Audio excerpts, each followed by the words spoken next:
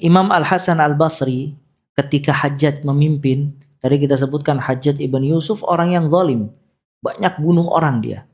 Ketika dia memimpin, banyak yang berontak. Makanya ada fitnah Abdurrahman ibn al-Ash'ath namanya. Itu dikumpulkan orang berontak kepada Hajjaj ibn Yusuf. Kata Imam Al-Hasan Al-Basri, innal hajjaja uqubatun minallah. Fala tastaqbilu uqubatallahi bis-sayf. Walakin istaqbiluha bitaubatin wa tadarru'in wa istikanatin wa tubu takuffu. Lihat perkataannya ulama. Sesungguhnya Hajjaj merupakan hukuman dari Allah.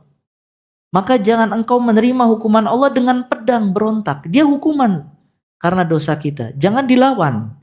Tapi terimalah hukuman Allah dengan taubat.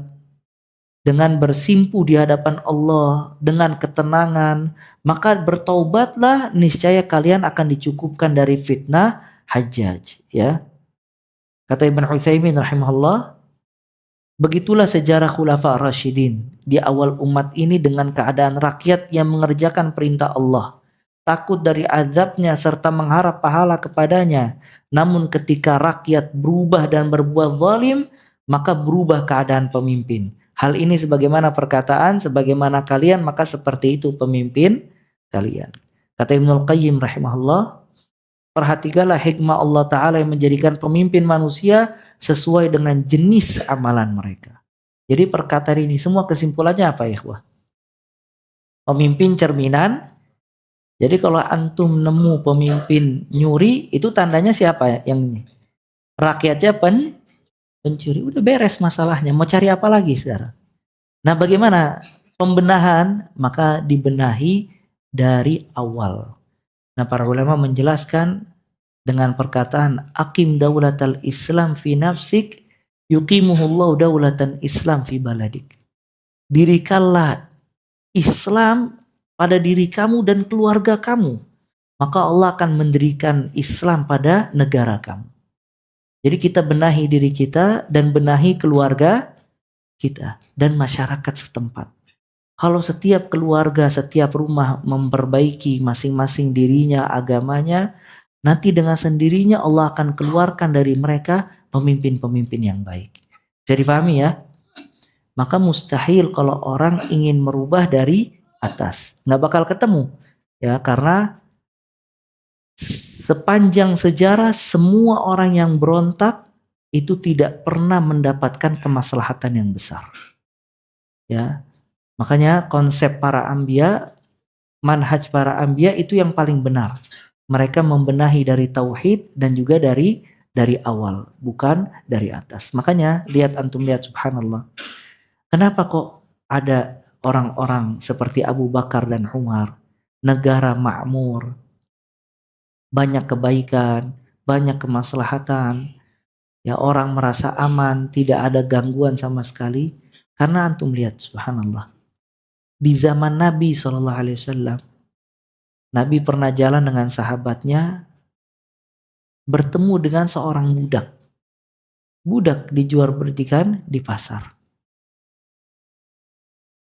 Nabi tanya kepada budak ini, Aina Allah?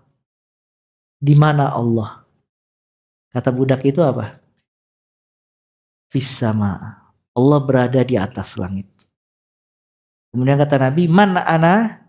Siapa aku? Anta Rasulullah. Kamu Rasulullah. Sampai kata Nabi SAW, a'tiqha fa innaha mu'minah. Merdekakanlah dia, sesungguhnya dia orang yang beriman. Antum lihat sampai kata Syekh Al-Albani, ini budak di zaman Nabi SAW. Dia bisa menjawab di mana Allah dan dia tahu siapa Nabi SAW. Bagaimana selain dari budak, orang yang biasa duduk di majelis Nabi SAW, berinteraksi dengan Nabi Muhammad SAW, belajar dan yang lainnya. Gimana keilmuan mereka? Maka pantas kalau setelah Nabi diberikan orang-orang seperti Abu Bakar dan Umar. Nggak seperti di zaman sekarang. Ya, ditanya di mana Allah nggak bisa jawab dia. Ada yang bilang Allah di mana-mana. Ada yang bilang Allah di hati saya.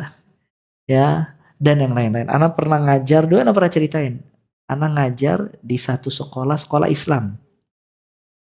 Di satu ruangan dikumpulkan 350 murid. Tingkat SMP, SMA. Ditanya di mana Allah, dari 350 nggak ada yang bisa jawab. Antum bayangin. Di mana Allah, nggak ada yang bisa jawab. Ada yang bilang, saat pakai bait-bait syair, intinya Allah ada di hati saya, melekat ini itu. Yang satu lagi Allah di mana-mana, yang satu lagi Allah ada tidak terlihat, tidak diketahui di mana dia berada, dan lain. Semuanya salah. Menunjukkan kelemahan akidah itu menyebabkan keluar pemimpin-pemimpin yang zalim.